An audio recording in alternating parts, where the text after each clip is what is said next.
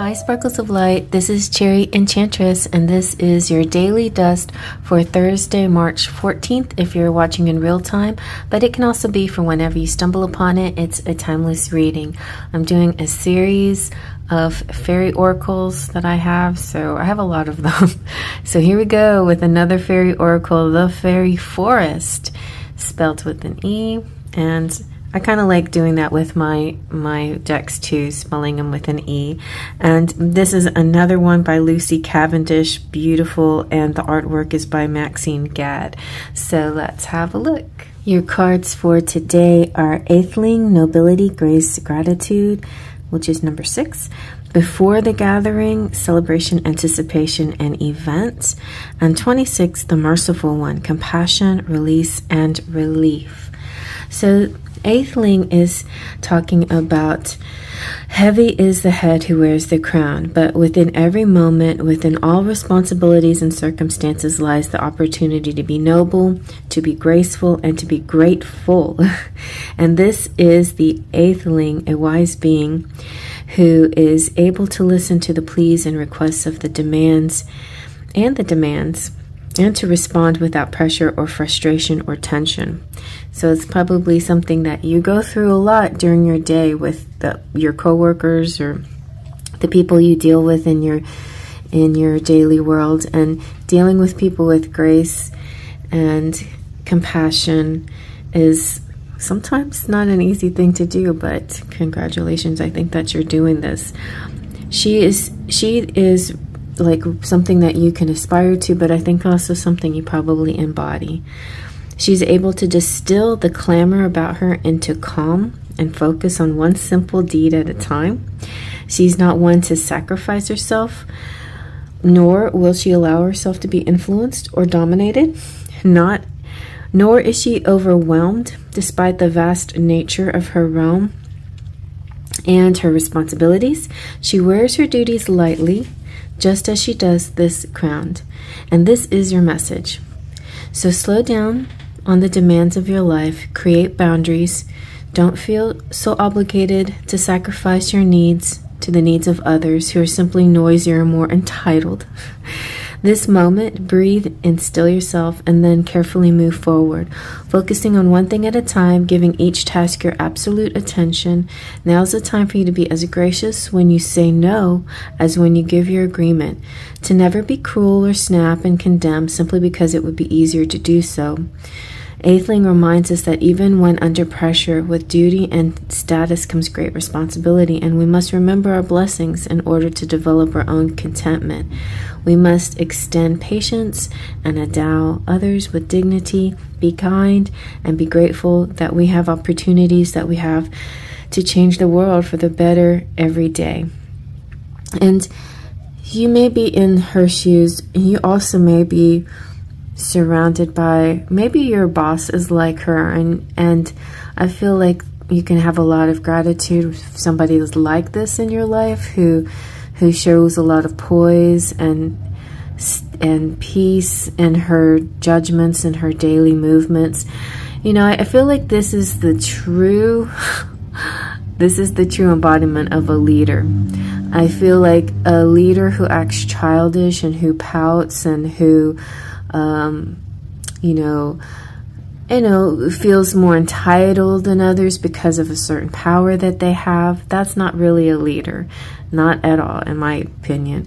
A true leader is somebody who's able to take all the mess and still smile and be kind and patient. This isn't just about acting. This is finding that stillness within you and realizing the truth of the situation, that you have enough self-worth that what other people are saying is not affecting you, because you have a maturity and an awareness of yourself, and you're not going to let other people influence you unnecessarily. It's almost like you can read what they're trying to do, and sometimes we can feel insulted that they're trying to lie to us or manipulate us.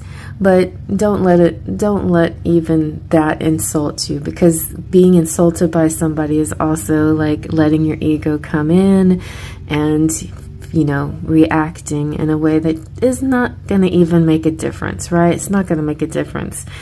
Hate is gonna hate. Anyway, people are gonna act the way they are. Now, like, you can be, the thing I think that's the best thing to do in this situation is to be this good example. Because when you're this example, then others will start to see and like, you know what? That's probably the best way to go. Rise above the situation, be mature, be calm, and don't let these things bother me so much. Don't be immature. Don't be a baby about it, right? You know what? If you really need to fuss and pout, find a friend to vent with, you know, that's not a coworker or something. Just, or a therapist, or anybody that's kind of like has an outside you know, has no like affiliation to your situation.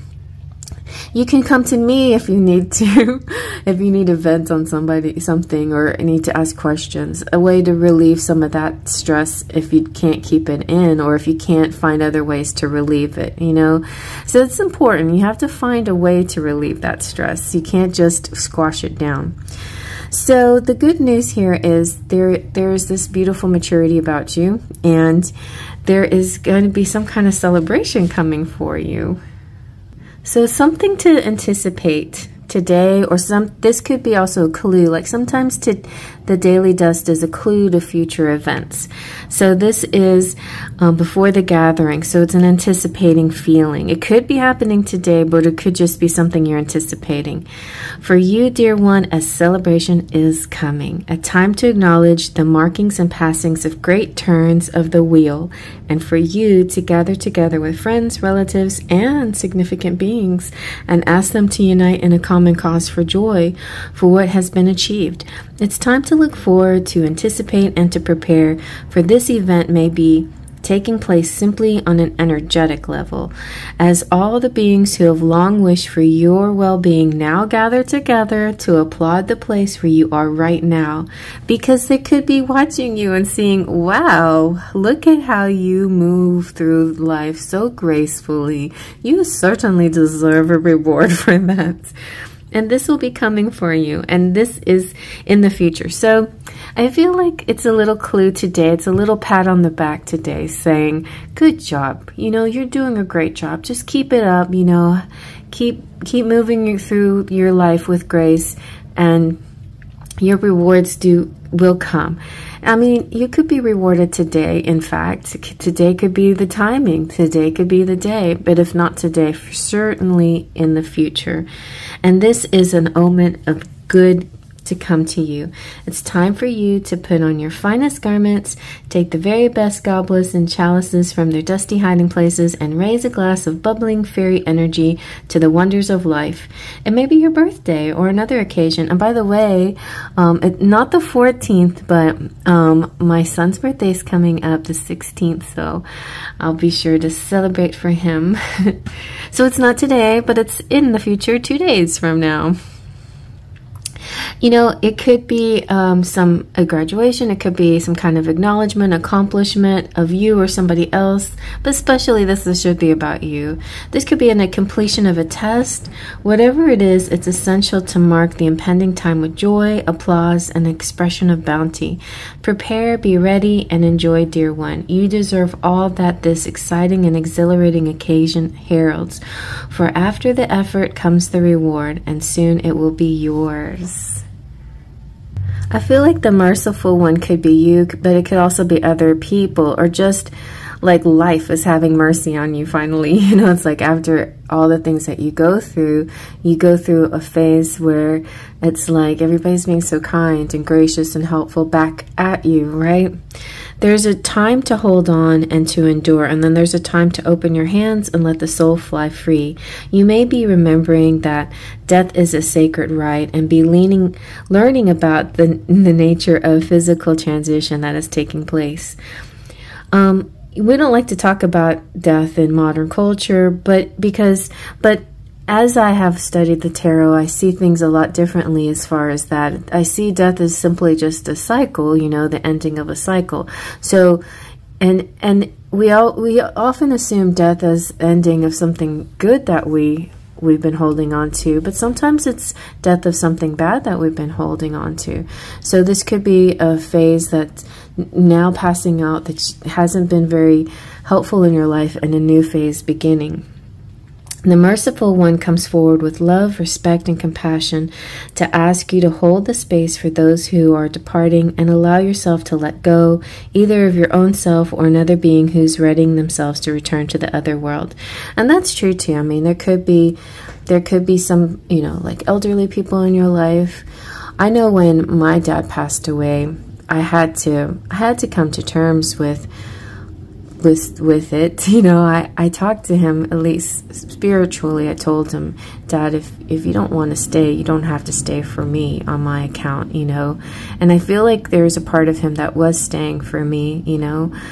And it made me happy that he was still alive, but it made me sad that he was suffering at all by being alive, you know, and that by living, he wouldn't really be living, he would just be alive, you know. And he is the kind of guy that really had to live, right? He lived it up. He was a great diva of a man. And so I felt that I've realized that maybe he's holding on because of, you know, because of me or because of other people. Maybe he just needs to talk to a few people or needs to say his goodbyes in his own way. Because at that time, when I was letting go, he wasn't able to talk anymore. And that was hard too, you know. But so I don't know if you're going through a situation like that. Just know that you know, sometimes our loved ones kind of need our permission to let go, if you're in that position. Otherwise, I don't think it necessarily represents a death of a loved one in your family. I feel like it represents more of a passing phase, something like shutting a door to some past situation. Or if you've had like a lot of losses in your life, you can't keep dwelling on the fact that they're not there anymore. You have to accept it, and you have to live your life. I feel like there could be your spirit guides could be like working in cooperation with your ancestors to help boost you up and let you know, hey, your life is about to get really exciting and good and celebratory and exciting. But, you know, we can feel you still clinging to certain aspects of the past and kind of still grieving or mourning things or people that you don't need to hold on to anymore. Like, let them go. They're at peace, you know. They're if they haven't moved into the, well, I don't know like what you believe in when it comes to passing, but like they move into the light. But I also feel like even if they move into that heavenly plane, whatever that is, wherever that is, I feel like their presence, because souls are timeless and boundless and, you know, eternal, like those souls can still come around you. I feel like those souls could even still come around you and still reincarnate too into a whole different person. So I don't know how it works, but anyway, you can still have the comfort of that past soul, and better yet, like they're the best version of themselves. So my dad is one of my guides, and he's the best version of himself. And maybe someday he'll reincarnate, and I'll feel a shift or something like that. But for now, that's the way I see him, and it brings me a lot of comfort, and I feel like I have him near all the time. So that's that message. But to be honest, I feel like a lot of endings can be with toxic people or situations. Even something simple like, you know, you were using a particular agency and now you're not, or you worked at a particular department and now you need to move somewhere else. Even, I mean, just the minorest things it can be for this particular day. I think the merciful one can also represent just kindness, people being kind to you, being sympathetic with you, being loving to you.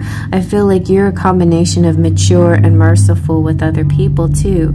Like if you see you know, you wouldn't let a person starve if you saw that they needed help. And that's also a good combination too. Like when we're wondering, we have boundaries certainly, but within those boundaries, we're merciful at the same time. We don't place our ego above everything else, although you do need to put your own needs in, you know, and prioritize it.